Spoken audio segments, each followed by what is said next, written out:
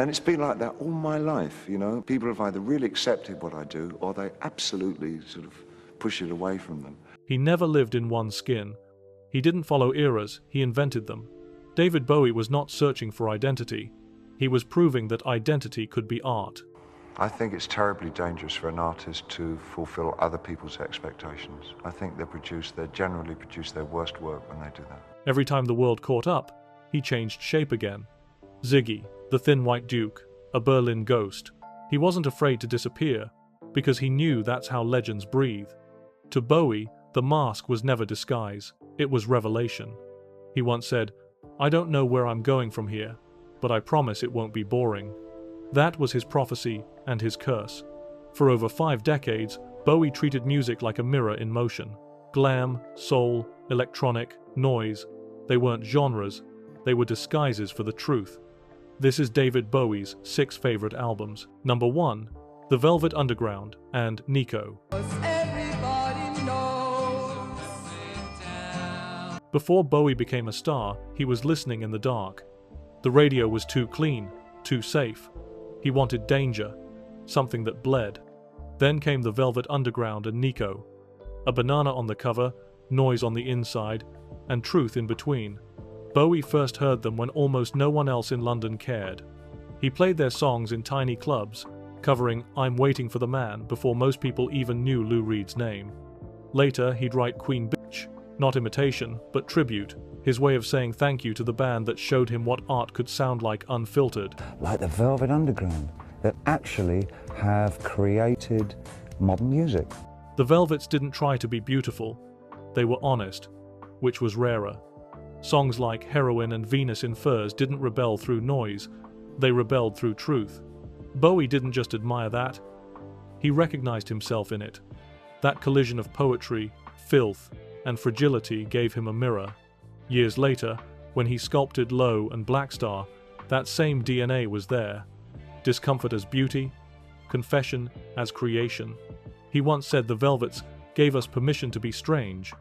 For Bowie, that wasn't metaphor, it was a mission statement. The Velvet Underground and Nico didn't just influence him, it invented the kind of artist he became, one unafraid to sound like he came from another planet, because maybe he always did.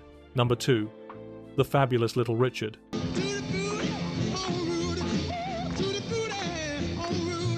Before the makeup, before Ziggy, before the alien, there was Little Richard. For a young David Jones growing up in post-war London, music felt polite until he heard that scream. That moment changed everything. He once said, hearing Little Richard for the first time was like seeing God. The Fabulous Little Richard wasn't just an album, it was an explosion. Bowie wasn't hearing notes, he was hearing permission. Permission to be loud, to be beautiful, to be seen. Richard's falsetto wasn't just voice, it was defiance. His piano didn't play songs, it set fire to rules. For Bowie, this was revelation. He realized that music didn't have to behave, it could strut, shout, and sparkle. That sense of theater, that sexual electricity, that divine chaos, Bowie absorbed all of it. Every future incarnation, Ziggy, Aladdin, the Duke, carried a trace of Little Richard's fearless self-invention. Years later, Bowie would still talk about him like a prophet. Little Richard really at that age was the one that influenced me the most. Mainly because of the dynamics of his energy and the sax lineup that he had.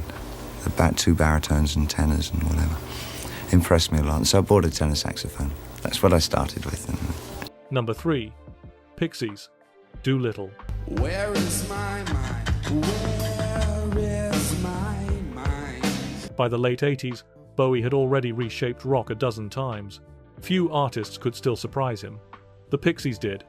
He first heard them in 1988, and it hit him like static from another dimension. First time I heard the Pixies would have been around 1988. I found it just about the most compelling music outside of Sonic Youth in the entire 80s, I think.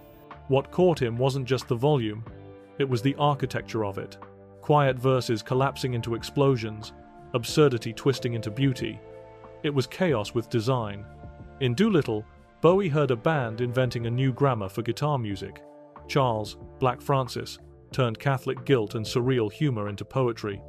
Joey Santiago's guitar didn't riff, it painted. And Bowie loved that tension, that swing between whisper and detonation.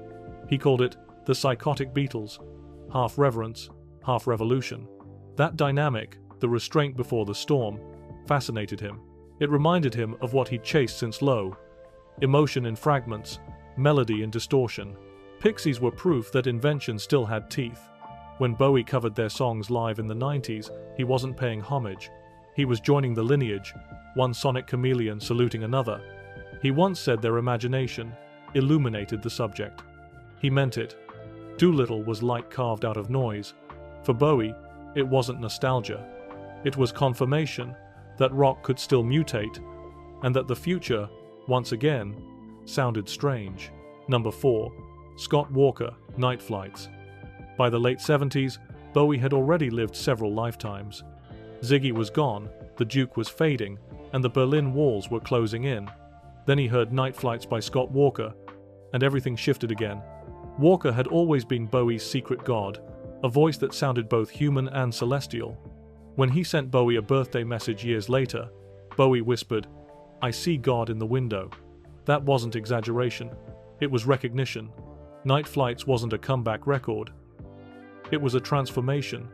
It abandoned pop's safety and dove into darkness, layering orchestral dread with electronic pulse. Bowie studied it like scripture. He loved how Walker made fear sound elegant, how every lyric felt like a confession overheard. He covered the title track on Black Tie White Noise, not as homage, but as communion. He once said Walker had invented a new way to think about the voice, and that influence echoed through Low, Outside, and Black Star. For Bowie, Night Flights proved that mystery wasn't the opposite of truth. Night Hiver. It was truth, disguised in echo and decay. It taught him that an artist's job wasn't to explain, but to haunt. When Bowie listened to Scott Walker, he wasn't hearing another singer.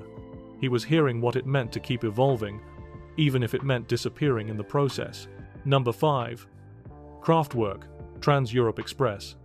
In Berlin, Bowie learned to move like a machine that still dreamed. Kraftwerk showed him how. Their music wasn't just sound, it was architecture. Circuits, rhythm, breath, perfectly synchronized. Bowie once said that during his mid-70s tours across Germany, he listened to Kraftwerk's Autobahn non-stop. It became the soundtrack of motion: long highways, cold air, neon lights. But Trans-Europe Express was the one that got under his skin. It felt like modern Europe pressed into vinyl. He saw in them what he'd been chasing since Station to Station: emotion without excess, humanity inside machinery. Kraftwerk weren't imitating the future, they were building it. And Bowie borrowed their precision, their stillness, their beauty in restraint. Trans-Europe Express helped him strip everything unnecessary from his sound. It became part of the DNA of Low and Heroes. Even decades later, when he paid tribute to Florian Schneider's passing, Bowie called Kraftwerk one of his favorite groups, artists who made technology feel alive. They taught him that minimalism could feel massive, and that silence could swing harder than a drum. Where others heard repetition, Bowie heard revelation. For him, Trans-Europe Express wasn't just electronic music. It was proof that emotion could travel on rails of precision, 2YA, a train line between heart and circuit. Number 6. Iggy and the Stooges. Raw power. No one fueled Bowie's chaos like Iggy Pop, and no record carried that fire better than Raw Power. When Bowie first heard the Stooges, he recognized something pure, the wild, unfiltered instinct that most artists spend their lives trying to hide. He called it the real energy of rock and roll. So, when Iggy's third album was falling apart in the studio, Bowie stepped in, not just as a friend, but as a believer. He mixed Raw Power himself in 1973. 1-5. Every shriek, every distorted edge, every bit of blood and feedback. The result wasn't clean, but it was alive. It sounded like electricity burning through human skin. That sound became the undercurrent of Bowie's glam years. Ziggy Stardust may have been glitter, but Raw Power was the gasoline underneath it. He once said that Iggy was the energy I never had but always wanted. Together, they built something immortal. Two outsiders, proving that destruction could be art. Years later, Bowie still spoke of Raw Power with reverence. He said it reminded him what honesty sounded like. Not polite, not safe, just truth. Loud and unashamed. For Bowie, this wasn't just an album. It was a pact between friends, a blood oath sealed in distortion. And long after the noise fades, raw power still roars. Because it carries the sound of survival. Music never really ends, it just changes shape. These were the albums that built David Bowie. The records that rewired him. And in turn, rewired us. Now it's your turn. What albums changed you the most? Leave a comment with your favorites, the ones that still echo long after the music stops.